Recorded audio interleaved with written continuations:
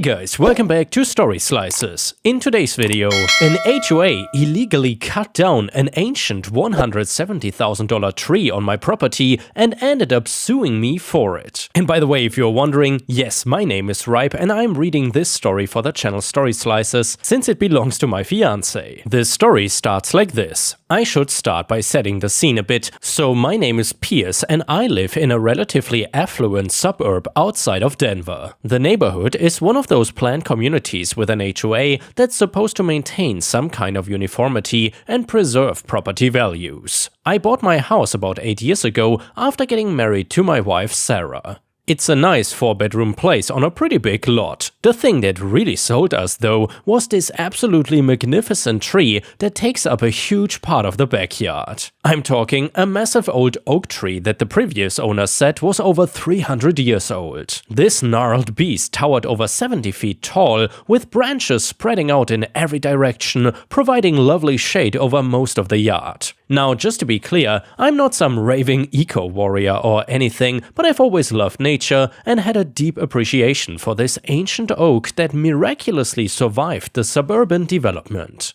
The thought of cutting down a living thing that had witnessed so much history just felt sacrilegious to me. I made sure to have an arborist inspect it annually, and they always gave it a clean bill of health, even saying it could easily live another couple centuries with proper care. So I took great pride in being a good steward of this tree, meticulously pruning it every spring and giving it plenty of water and fertilizer. It rewarded me by staying lush and mighty in the heart of my yard. My neighbors loved to admire it from the street, and homebuyers were stunned by its magnificence looming over the backyard. I cannot tell you how many people knocked on my door over the years asking about its history and if it was the oldest tree in the neighborhood. Well, unfortunately, not everyone appreciated this natural wonder. Enter Karen, the HOA president, and a miserable old shrew who seemed to delight in making others miserable with her endless nitpicking. She was one of those self-important types who loved to wield that little authority she could muster to bully others into strict conformity. I first got on her bad side a few years back when I refused to remove some alleged weeds and overgrowth from my garden that she deemed unsightly. The reality was it consisted of native flowering plants that helped support local bee populations, something I felt good about as an environmental compromise for living in a neighborhood carved out of former marshlands. Karen did not care about such nuances though. She issued me a violation notice demanding I remove the weeds or face fines. I then responded by quoting passages from our community guidelines that said nothing about prohibiting wildflowers and vegetable gardens. After going back and forth exchanging increasingly nasty letters for a few months where I basically told her to get stuffed, she eventually gave up. But she never forgave me for the utter disrespect of defying her pious authority. So when it came time for my yearly pruning of the grand oak a couple years later, I could see the look of absolute revulsion on Karen's face anytime she walked past my house and saw workers tending to what she called that hideous tree. I could practically read the bitter thoughts bubbling in her mind about how such an unsightly thing did not belong in her neighborhood. Given our history, I never dreamed that she would go as far as trying to destroy the tree, but that is exactly what ended up happening. It was a picture-perfect fall day when I returned home from work to find a shocking scene. A professional tree-cutting crew from the township going to town on my prized oak with chainsaws and chippers. I ran outside screaming and waving my arms like a madman, demanding that they stop. "Stop, you idiots! What the F are you doing?" The crew chief sauntered over, clearly annoyed at the disturbance. In a gruff southern drawl, he said, "We are removing this hazardous tree by order of your HOA, ma'am." Ma'am? This redneck tree murderer was about to get an earful. Like hell you are! This is my damn tree on my private property. You get off my land before I call the cops. At this point, Karen stomped over wearing one of her signature gaudy jewel-encrusted sweaters, looking like a pig decorated for slaughter. "I ordered them here as HOA president because that tree is a safety hazard."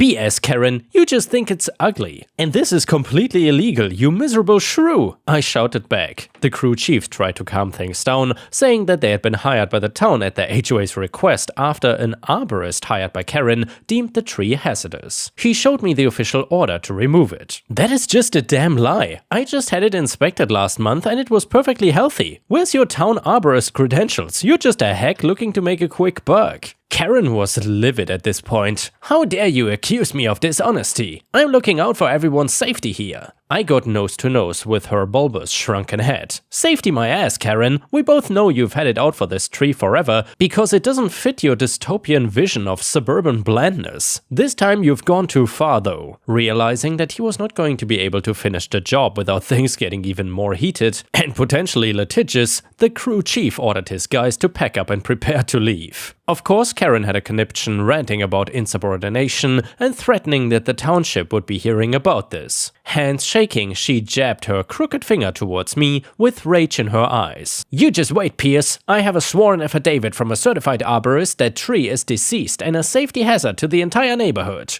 I'm holding you personally responsible for any damage it causes when it inevitably falls. I'll make damn sure you are bankrupted by the liability. Seething, I responded with what I still consider some of my finer zingers. You have a certified arborist's opinion? From who? The damn philanderous divorcee dating service? You're nothing but a spiteful busybody, Karen.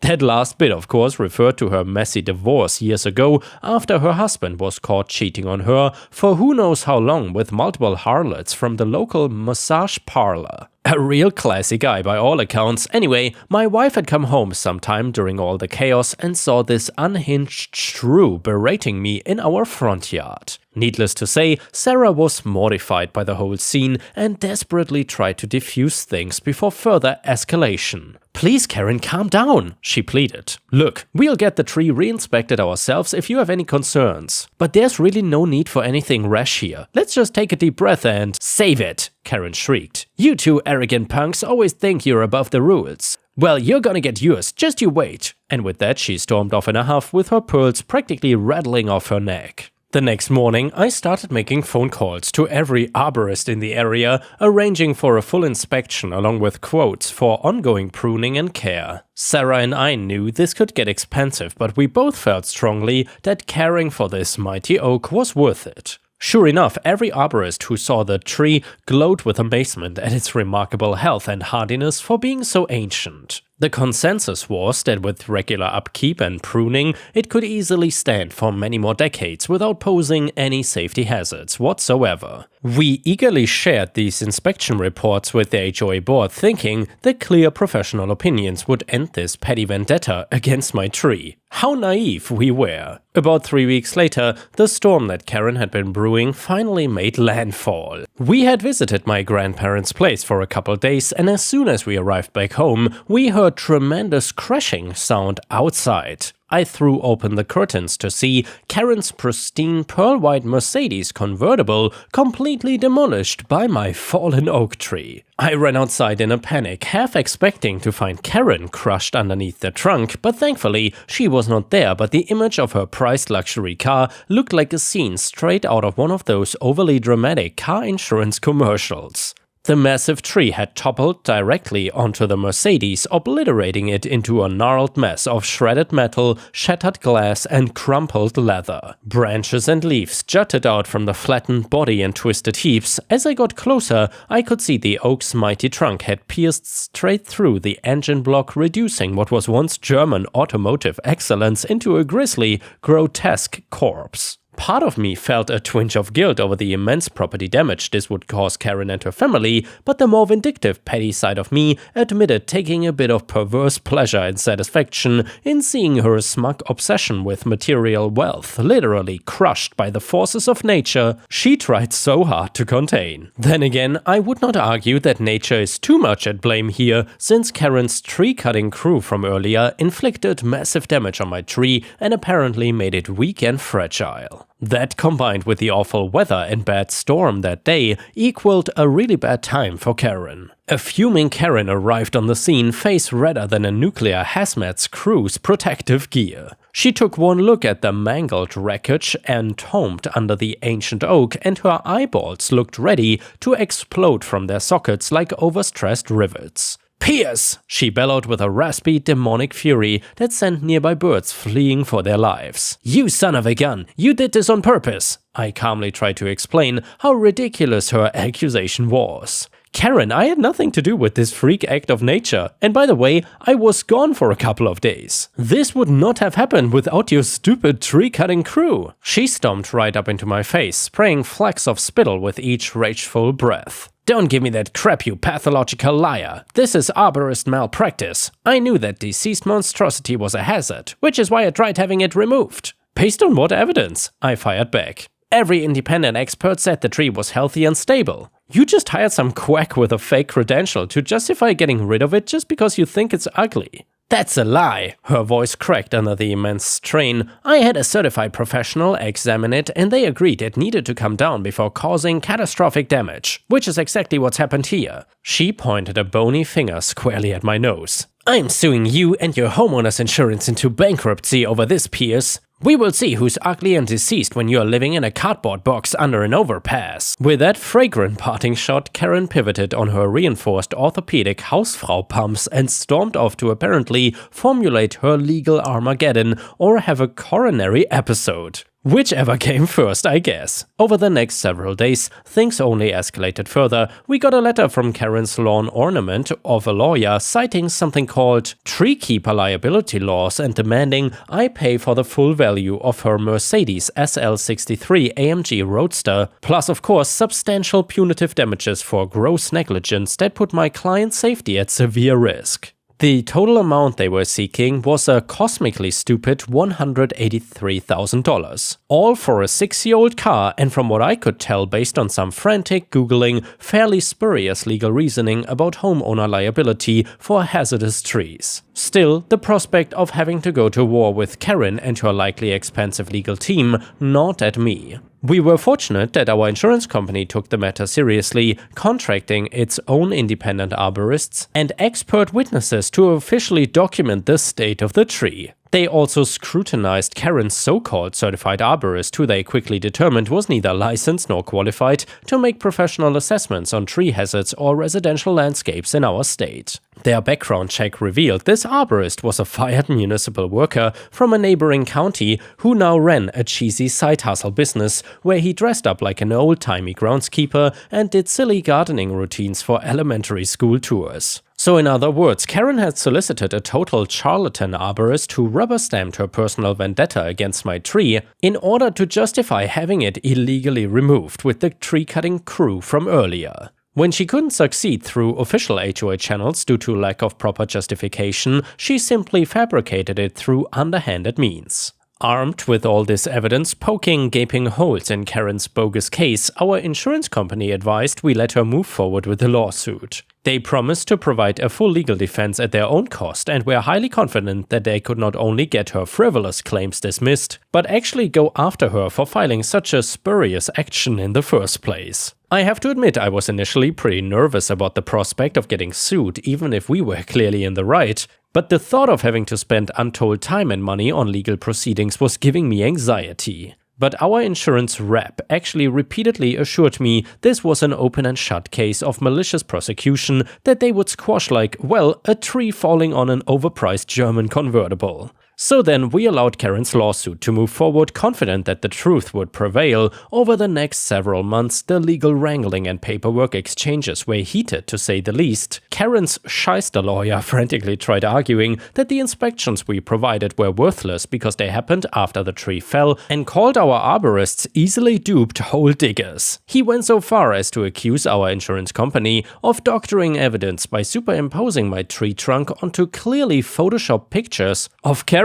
mangled Mercedes. I'm not kidding, the guy was pulling out every dirtbag lawyer tactic imaginable to somehow pin the blame for that tree's trajectory on us despite total lack of evidence. Finally, when it became clear that we were not just gonna roll over, Karen's lawyer threatened to depose every resident in our neighborhood to dig up any possible dirt he could find to portray us as a negligent scofflaws who flaunted HOA rules on the regular and turned a blind eye to residential dangers. In retrospect, retrospect, this turned out to be perhaps the biggest gift Karen could have given us. Our insurer's legal team practically did cartwheels down the hall when the other side announced their intention to start deposing neighbors. They then immediately filed a motion for Karen herself to give sworn testimony along with records detailing every HOA dealing and judgment over her multi-year presidency. You see, by going down this road of portraying us as smug rule breakers through the lens of HOA violations, Karen had opened up a massive can of worms that revealed a pattern of petty abuse of power on her part that would ultimately doom her case. During her deposition, a flustered and sweaty Karen stumbled through hours of questioning about HOA policies and procedures regarding tree maintenance and removal. Our attorney grilled her over exactly whose arborist assessment gave them cause to deem my ancient oak a safety hazard worthy of removal, and of course questioning the legality of hiring a tree-cutting crew to actually damage my ancient oak tree. She stammered about relying on the aforementioned certified arborist whose background had already been thoroughly discredited when pressed for documentation proving this arborist was properly accredited to assess trees on residential properties in our township. Karen finally cracked and blurted out that she had pursued the removal unilaterally as HOA president based solely on her personal opinion that the tree was ugly and did not fit her view of how the neighborhood should look. This pivotal admission blew up in spectacular fashion. Our attorney pounced, depicting her as a prejudiced despot with no legitimate authority to order removal of private property over her subjective aesthetic whims. More importantly, they hammered her over the fact that not only had she provided false documentation to hire those tree cutters, she had actually circumvented the HOA board entirely by fraudulently presenting it as a public safety matter when it was really just about her personal dislike for my tree. Karen's lawyer knew the deposition was a total disaster for their case, but flailed helplessly to put the genie back in the bottle. Other HOA board members and residents were grilled about Karen's history of overreaching her authority, corroborating a clear pattern of her trying to unilaterally dictate community policies based on her own biases under the guise of environmental protection and community values. These included things like trying to ban modern art installations in people's front yards to uphold oppressively banal community decor standards. Things such as preventing homeowners from installing solar panels or drought-resistant sustainable landscaping that did not conform to her ideal suburban aesthetic. And even irresponsible things like ordering a neighborhood playground dismantled without cause right before it underwent much-needed safety renovations, because she thought the kids' equipment was starting to look run down and trashy. And well, with all this damning testimony and evidence, it was becoming abundantly clear that Karen was completely unfit to wield any kind of authority over the neighborhood. She abused her HOA presidency at every turn as a personal fiefdom to enforce her rigid and arbitrary ideas about how the community should look and function. Her vendetta against my tree was simply the most brazen example of her going rogue with no proper oversight or procedural justification. The fact that she went so far as to fabricate sham arborist credentials and bypass the HOA board entirely made it an open and shut case of her wildly overstepping her authority. As the weeks dragged on, the legal pressure mounted tremendously on Karen. Faced with a mountain of evidence depicting her as a rogue HOA tyrant who blatantly violated the very bylaws and procedures she was supposed to uphold, her lawyers finally understood the writing was on the wall. They had walked right into a massive malicious prosecution trap of their own making. With zero legal footing left to stand on, Karen's team saw the impending financial calamity headed their way if they allowed this to proceed to an inevitable trial judgment. The punitive damages, tree replacement costs, and legal fees they would be on the hook for after having this case so thoroughly dismantled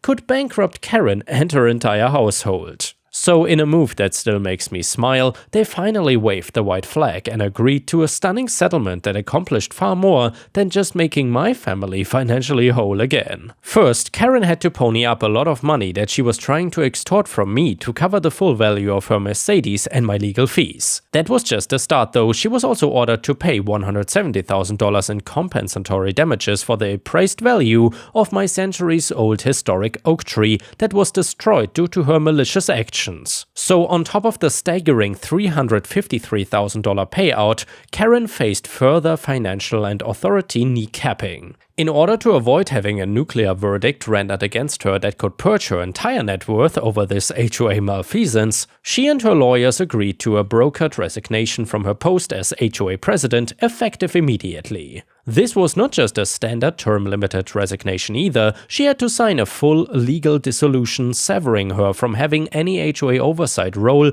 or voting rights in community matters for a period of no less than 20 years. She ended up putting her house up for sale and left the neighborhood within 12 months as part of the settlement terms. She could never again own property in our community and was legally barred from even setting foot on HOA grounds except for completing the sale of her home. The final icing on the cake was that she had to submit a formal public apology letter to every resident detailing her systematic abuses of power and acknowledging her multitude of judgmental overreaches that undermined property rights and resident autonomy. This letter also had to include language forbidding her from ever suing or seeking legal retribution against anyone in our neighborhood relating to the current legal actions. So basically, in one foul swoop, this miserable bully of a woman was effectively exiled from our community in utter disgrace after being stuck with over $350,000 in financial penalties. And yeah guys, with this we have reached the end of the video. I hope you enjoyed the HOA story, and if you are new to Storyslices, please don't forget to subscribe to the channel if you haven't already, because we will be posting daily content here. However, just to warn you, I will not read every single video, we will have a multitude of readers. However, every now and then I will definitely voice a video if you want. Thank you very much for watching, please don't forget to leave a like on the video, and I would very much appreciate it if you could post a pizza slice emoji in the comments, because that would help us tremendously. Thank you so much, and we will see you again soon.